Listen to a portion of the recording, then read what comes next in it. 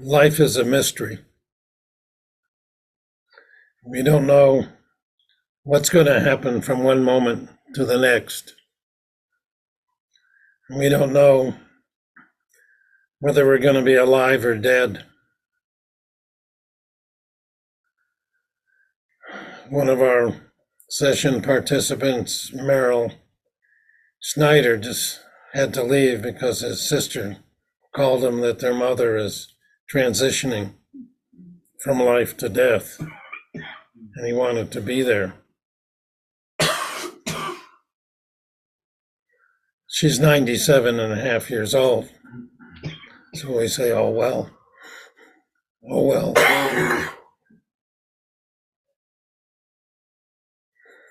What about the 9-month-old twins that I saw died from the bombing in Gaza?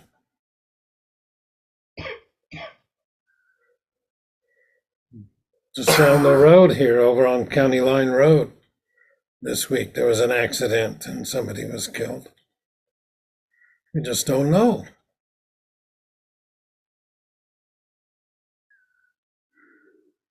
And that's one of the greatest lessons of our Zen practice, is how to live with the unknown. And even learning how to maintain equanimity in the midst of the unknown. We just don't know how things are going to turn out. If you think things are going terrible in your life, one of two things are going to happen. It's going to get better, or it's going to get worse. And if it gets worse, one of two things are going to happen. And if it gets better, one of two things is going to happen. Things are constantly changing. So we have to forget ourselves utterly and die into this ungraspable mystery, this emptiness, which is, as Roshi Shinko says, Prajna Paramita, the mother of all things. And we have to be willing to live in a state of unknowing, a state in which we don't even know who we are.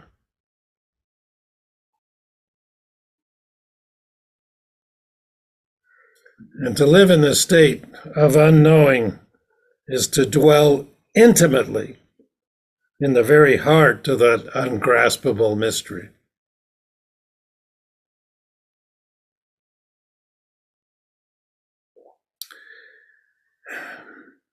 So if we want to let go of our attachment to our notion of certainty,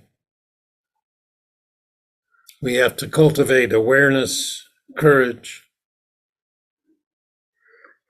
And I had gentleness, but Roshi Shinko said tenderness. It's the same thing. But we need to cultivate these awareness, courage, and tenderness in order to trust the rawness of our experience and to accept it for what it is. So awareness is much greater than knowledge or thought. So we expand the context of our lives so that we can witness our own misery. What does that mean? See, when we're feeling miserable, we're caught up in it.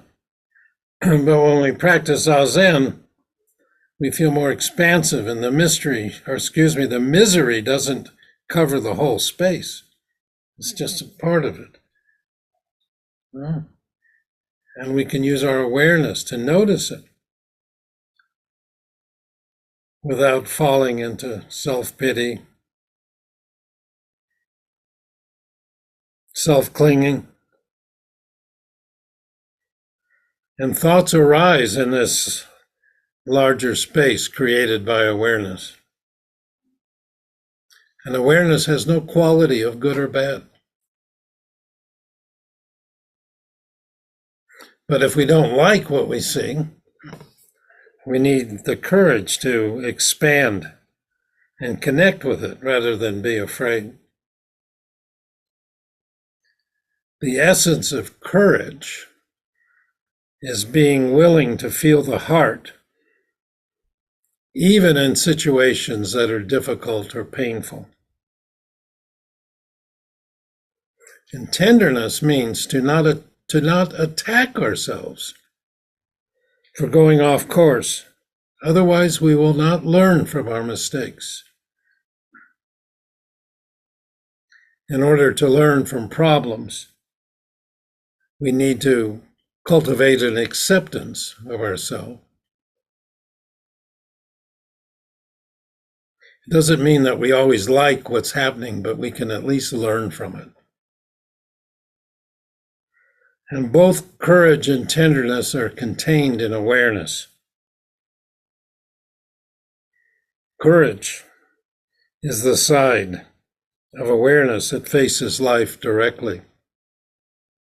And tenderness is the side that makes space for what's there. And in her talk, Roshi Shinko encouraged us to be tender.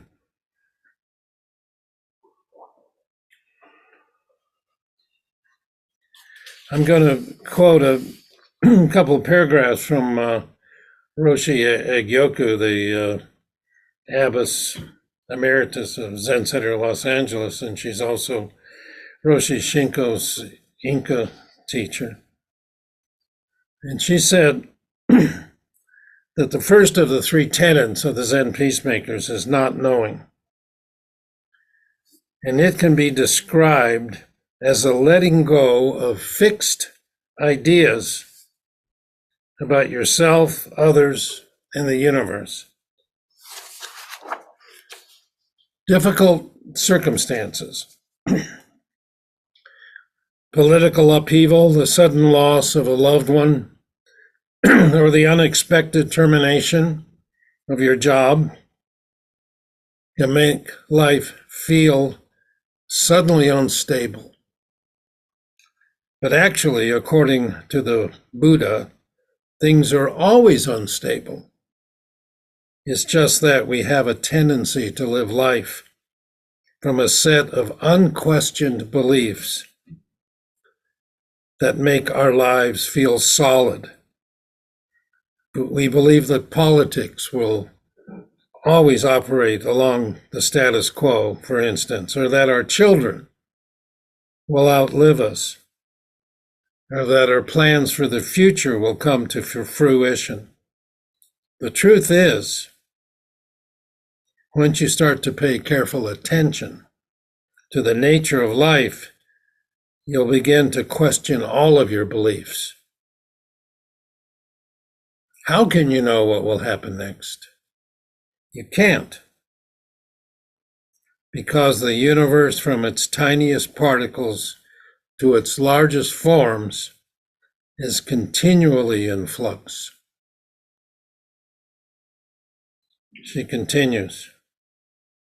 The three tenets practice, not knowing, trains you to continually set aside fixed points of view.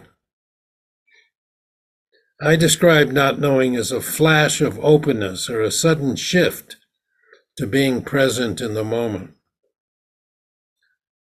This dropping away of the things that you have relied upon for a sense of stability may lead you to examine what you believe is your center. A student told me of a time, for example, when he was pruning his climbing rose, which he had painstakingly trained to grow up the drain pipe in front of his house. He was standing on tiptoe on an old tree stump, snipping away, when suddenly the stump collapsed under him and he fell into the rose vine. As the thorns and entangled vines wrapped themselves around him, he realized that what he thought was a stable center was actually a rotten stump. You may have had the exact same experience of realizing, not knowing, when the ground you stood on has dropped out from under you. And then Egyoku says, it should be said that the not favoring of viewpoints that arises when one practices not knowing does not demonstrate a lack of caring. Rather, not favoring any one thing over another allows you to center yourself within a boundless net of interconnection and to expand your circle of caring. My root teacher, Maizumi Roshi, would often say to me, I don't ask you to give up your ideas, but at least set them aside for a while. You can pick them up again later. I might add, or not, because you might decide they're not worth picking up, you know. In this way, the practice of not knowing can align you with the ever-changing, interconnected reality called life. Practicing not knowing may seem impossible to do. And yet, when you realize that life itself excludes nothing, practicing not knowing over time will enable you to become more aware of what you choose to let in and open to what you had previously excluded. So this not knowing is a great way to practice in our life.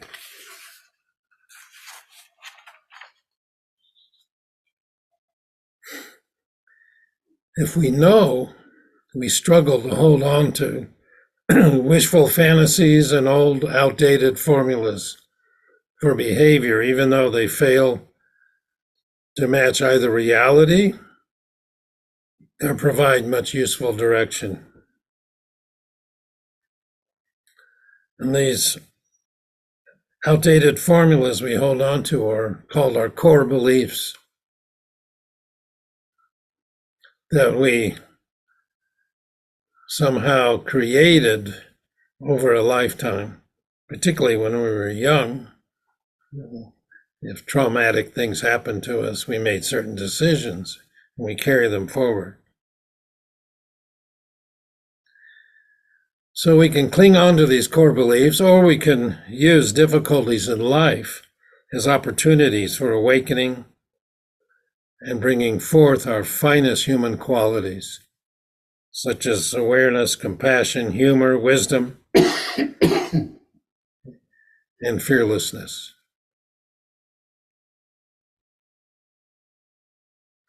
But an inner shift can only occur when our questions or difficulties really touch us and arouse our willingness to approach life in a new way. Our problems may not disappear, but they become workable because we can see them in a new light. We can recognize relationship as a path that can lead to greater awareness. So by honoring the I don't know instead of fighting it, we can discover new possibilities in the midst of our problems. We feel safer when we think we have all the answers, but intimate relationships are not safe. It's a journey into the unknown.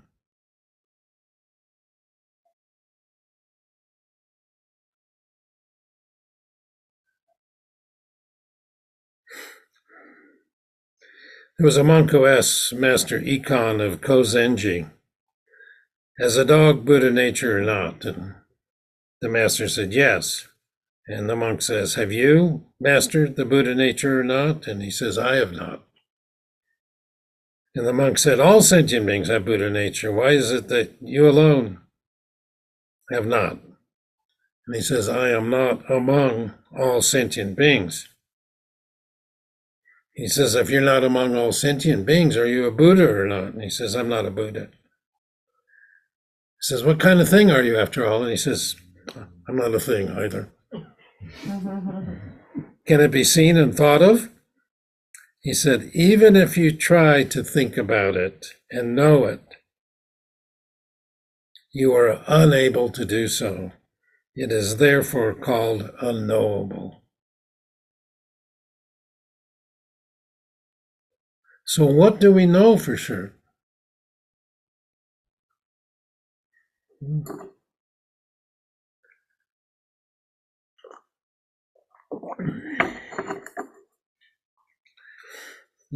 Tetsudo Sensei talked about physicists and said it was my problem. I don't remember what the problem was.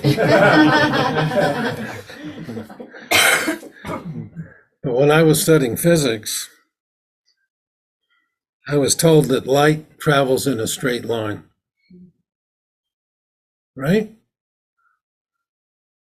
I mean, that's the very core of all measurements. I mean, if you're going to survey a landscape, nowadays they have these laser viewfinders that, use light to reflect off a pole, and they can tell you whether things are level or not. And the whole basis is that light travels in a straight line, right? So we know that for sure. Except Einstein, in his general theory of relativity, said that light follows a curve around very dense bodies, like stars or galaxies. It doesn't go straight, it curves around them. And he predicted that light should be bent by the intense gravity of dense stars. And then back in 1919, Sir Arthur Eddington led an expedition to photograph a total eclipse of the sun. He's looking at light from two stars in the sky on either sides of the sun, and he saw that the angle between them changed during the eclipse when he could view the stars in daylight. At night they had a certain angle, but when they went around the sun, they curved. And it curved exactly the way Einstein predicted. So then, what is a straight line? If light curves, how do we know what a straight line is? Because that's what we use as a reference, right? Light.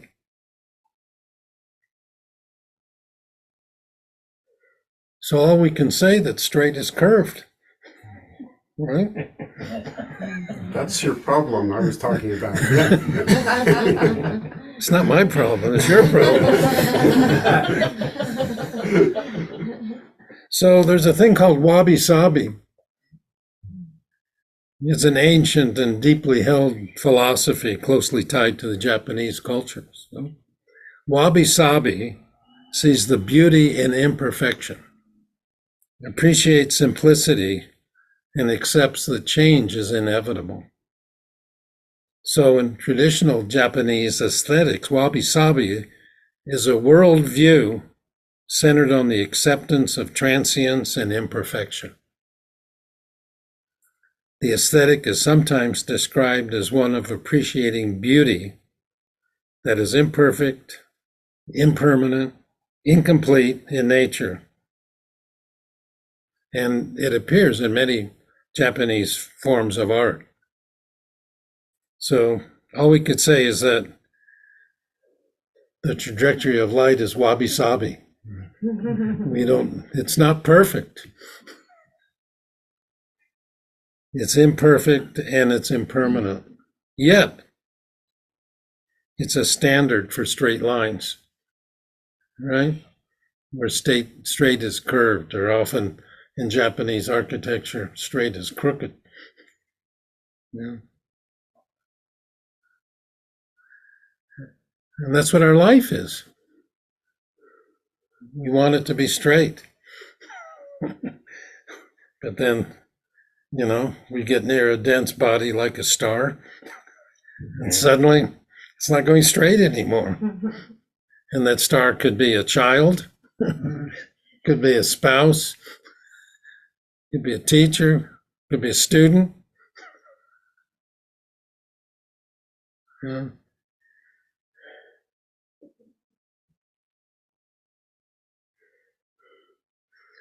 It could even be a president of a country that we've never visited and will never visit in our life.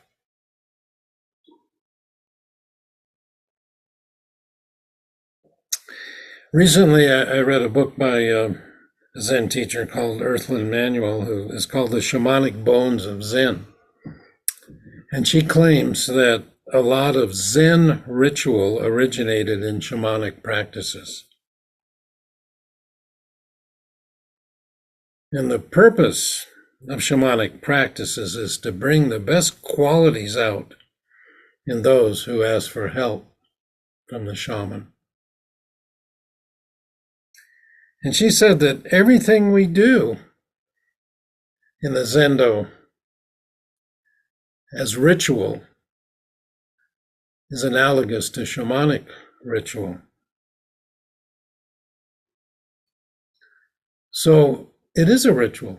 There's a ritual of how we enter the Zendo. There's a ritual of how we take our seat, how we leave the Zendo, how we chant before our meals and our Samu practice, how we eat our meals, how we wash our face, how we prepare for bed, how we wake up. See, it all depends upon awareness. Even how you're listening to this talk is a ritual.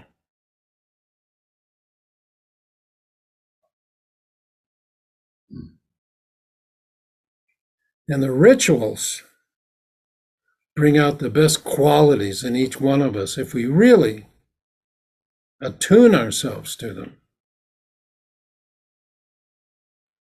So on Saturday, we'll have a head trainee ceremony for Echo or Shuso Hosen.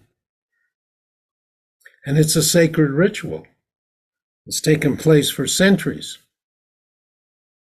And we all enjoy the Dharma dialogue where those assembled ask questions to the head trainee and look forward to hearing her response.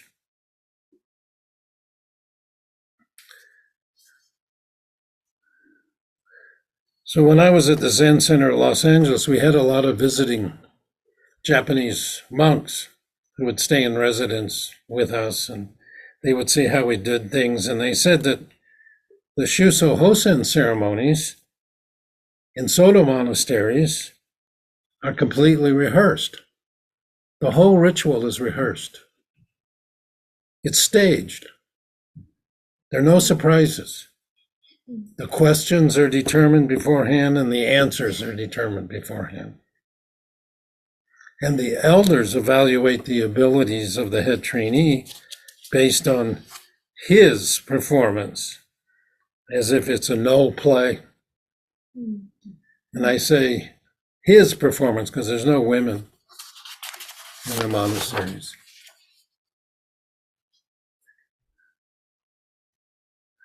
So in our ceremony here, we have some things that are rehearsed, such as how we're going to enter, how the case, the koan case to be discussed is brought to the head trainee. And each time you ask a question, you say, "Thank you for your answer." And she hits the post with a shippei and says, "May your life go well." That's rehearsed, right? And then at the very end, the last question is asked for the shoki, who's the attendant to the shuso. And he'll say, "Thank you for your answers." And she'll say, "May your life go well." And then he'll say again, "Thank you for your answer." And she'll say, "May your life go well." Boom. And he'll say, "Thank you for your answer." And she'll go, bam, "May your life go well." Okay? And we'll all look and see how they do it. So in Japan, they would say, thank you very much. It's arigato gozaimasu. And due to when they rehearse these things, and I've seen this in Japan, and I've seen the way that they say dharma words. And due to the samurai heritage of Zen in Japan, they just don't say, "Thank you very much." They say, or arigato gozaimasu, they go, arigato gozaimasu!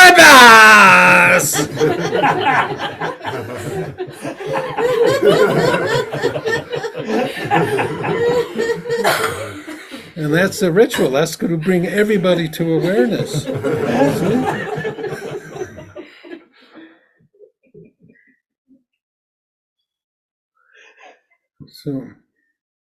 So when Roshi Shinko talks about Prajnaparamita as the great mother of the Buddhas,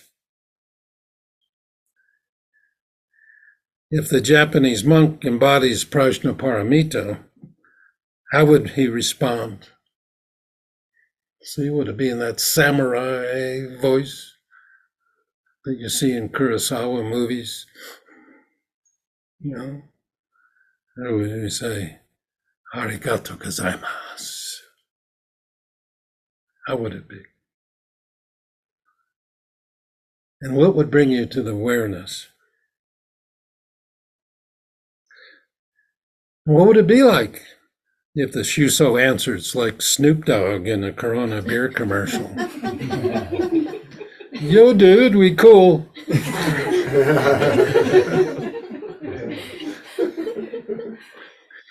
Does that hit the mark?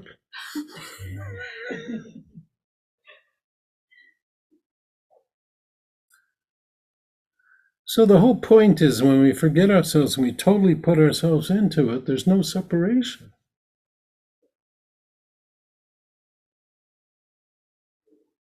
And that's what I want to encourage us to do.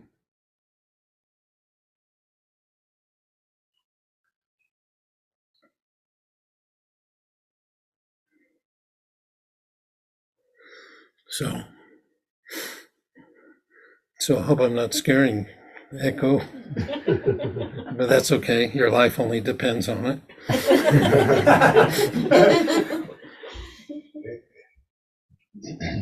So one of the rituals we do is chanting and sending merit around the world. And we don't know where our prayers will land or the effect they will have. And the question I have is, what is your disposition while you're chanting? Are you casual and bored? Or do you put all your passion into it? Sending prayers, we don't know if there's going to be any effect, but yet we do it. I read that the philosopher Soren Kierkegaard said that the function of prayer is not to influence God, but rather to change the nature of the one who prays. I'll say that again. It's not to petition God for something, but it's to change you. So are you transformed every time we chant in the Zendo? If not, look at your attitude and your intention.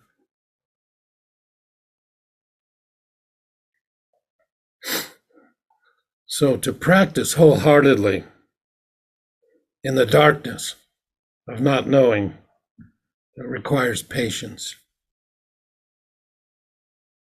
And due to the various kinds of suffering and the causes for suffering, this life is sometimes referred to as the land of patience.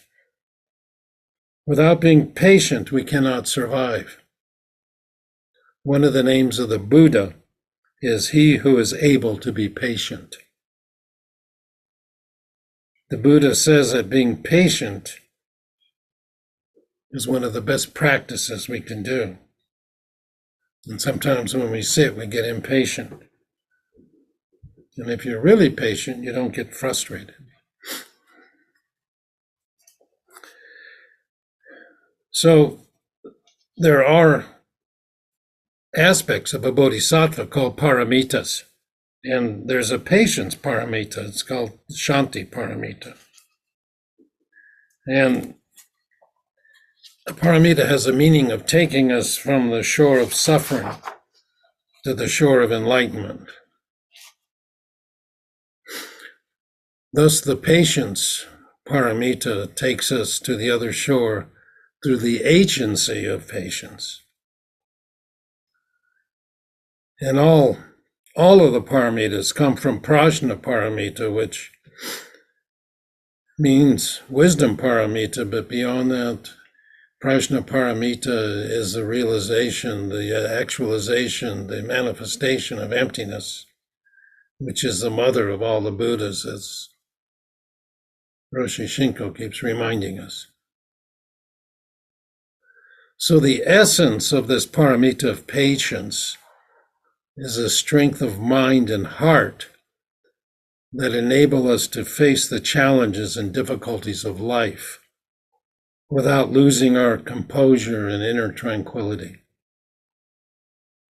We embrace and forbear adversity, insult, distress, and the wrongs of others with patience and tolerance, free of resentment, irritation, emotional reactivity, or retaliation. We cultivate the ability to be loving and compassionate in the face of criticism, misunderstanding, or aggression. With this enlightened quality of patience, we are neither elated by praise, prosperity, or agreeable circumstances, nor are we angry, unhappy, or depressed when faced with insult, challenge, hardship, or poverty. This enlightened attribute of patience, acceptance, and tolerance is not a forced suppression or denial of our thoughts and feelings. Rather, it's a quality of being that comes from having our hearts open and our mind deeply concentrated upon the Dharma. In this way, we have a clear and correct understanding of impermanence, of cause and effect, and with strong determination and patience, we remain in harmony with this understanding for the benefit of all beings. The ability to endure, to have forbearance, is integral to our Dharma practice. Without this kind of patience, we can accomplish nothing. Of course, such perfection of practice is difficult to achieve. What I just expressed is an ideal description of the patience paramita. So we have to approach it one step at a time. So there's a Spanish aphorism that goes like this: poco a poco se va lejos. It means little by little you go a long way. Pay attention to those small things that irritate you. Breathe into your irritation and find your still point in the midst of your upset. Do that to each irritation as it arises, and little by little, your deportment will become attuned with a land of patience. Master Tozan, in his 5 ranks, wrote that the far distant, empty kalpa, no one has known it yet. So a kalpa is a vast amount of time, but in Buddhist mythology, there are 4 of them. The empty kalpa, the kalpa of growth, the kalpa of dwelling, and the kalpa of decay. And the Buddhist philosophy described the nature of thoughts in this way. They arise or grow, they persist or dwell, and then they decay. Every thought goes like that. And then after the kalpa of decay, there's the empty kalpa once again. And Nansen said that I always tell others to receive directly even before the empty kalpa.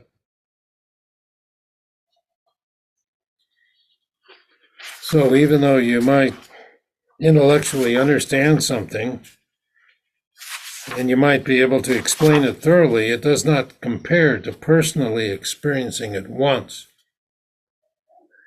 Even before a thought arises, see directly, and even before the emptiness before a thought arises, see directly. Thoughts are continually arising, and if you pay attention, you begin to see the gaps between the thoughts. And you should be able to feel the thought arising with your whole body.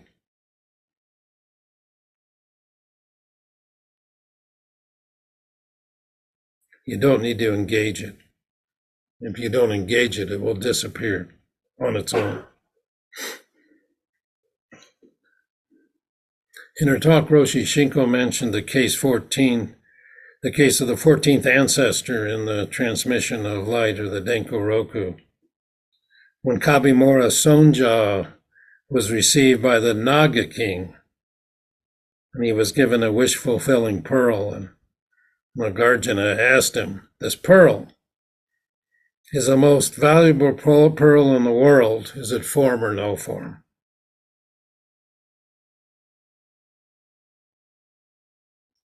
And Sonja said, "You only know about it being form or non-form. You do not know that this pearl is neither form nor non-form. Still more, you don't know that this pearl is not a pearl." And hearing this, Nagarjuna was deeply enlightened.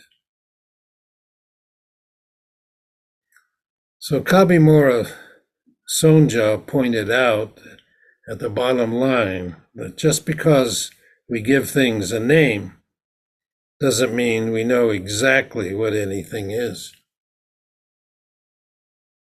The far distant empty kalpa is so remote from our experience, it's no wonder no one has known it yet. But a pearl or a jewel, we think we know what it is. If you were asked, what would you say? It reminds me of the case 91 of the Book of Equanimity, when Nansen pointed to a peony and said, "People nowadays see this flower as if in a dream." Who really knows what this flower is? In a dream, we think it's real. And when we're awake, if we really examine it carefully, we're not sure. Is it a flower or is it not a flower? And if we don't call it a flower, what do we call it? No one has known it yet. So prior to thinking about who you are, who are you?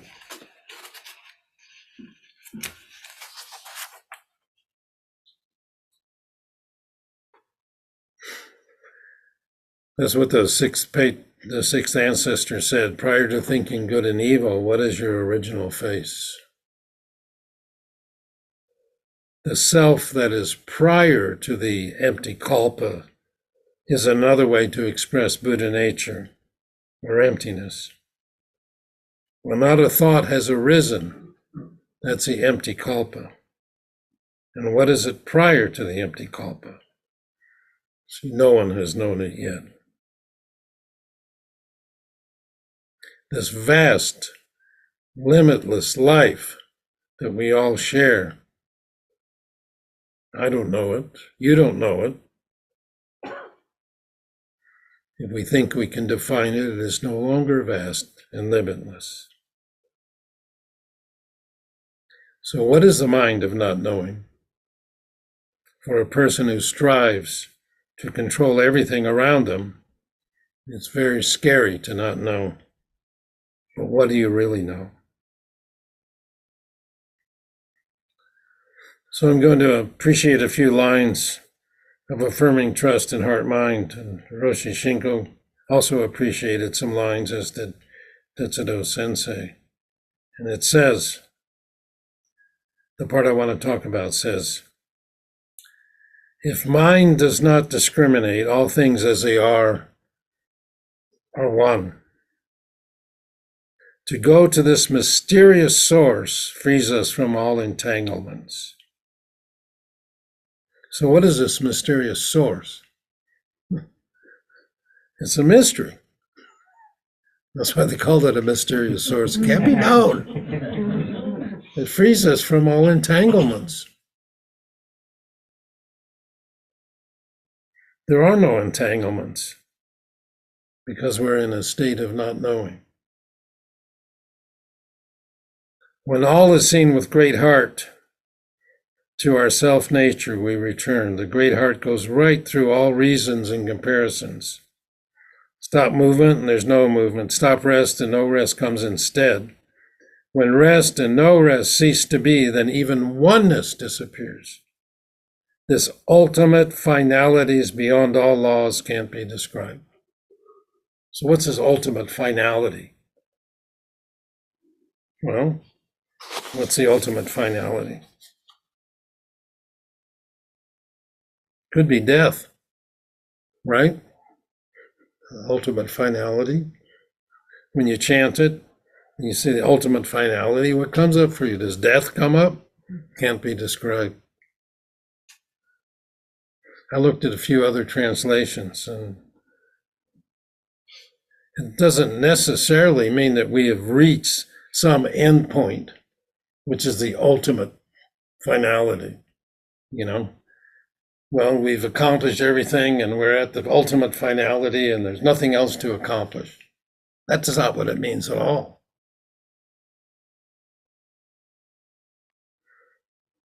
It could mean the bottom line or the basis of reality. When you strip away every attachment, the basis of reality is not known. This ultimate finality beyond all laws can't be described. It's not known. Can we live with that? Well, guess what? We have no choice. Now, here's what I recently read. There's 3 stages of life. The first is birth. The second is, what the fuck is this? And the third is death.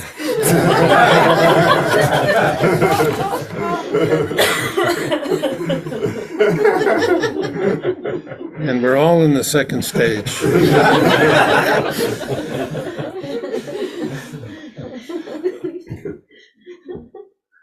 So, we don't know how to describe it. We don't know what it is.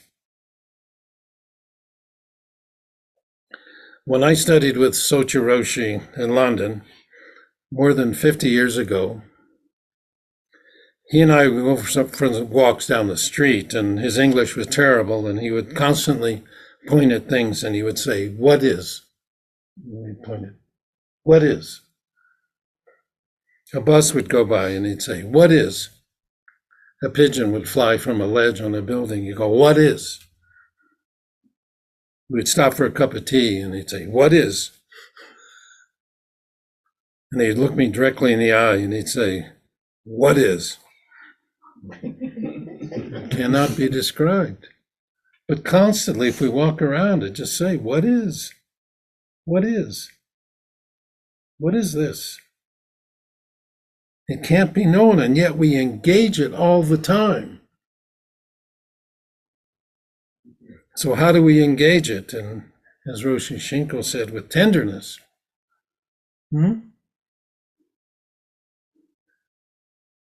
So Otis Redding had a hit song in 1967 which said, "Try a little tenderness." Yeah? And he sang, "It's so easy. That's all you got to do." And Maizumi Roshi said, "Appreciate yourself." It's the same thing. Yeah. Try a little tenderness. Appreciate yourself. I saw Otis Redding in person at the Fillmore West Auditorium in San Francisco back in the 1960s. It was a transformative experience. Jürgen? Yeah, inspiring. No. Yeah. And it was a transition. Yeah. And here's what he said. It's not just sentimental. No, no, no. She has her grief and care. Yeah, yeah, yeah. But the soft words, they are spoken so gentle. Yeah. It makes it easier to bear. Yeah. You won't regret it. No, no. Young girls, they don't forget it. Love is their whole happiness. Yeah, yeah, yeah. But it's all so easy. All you have to do is try. Try a little tenderness. Yeah.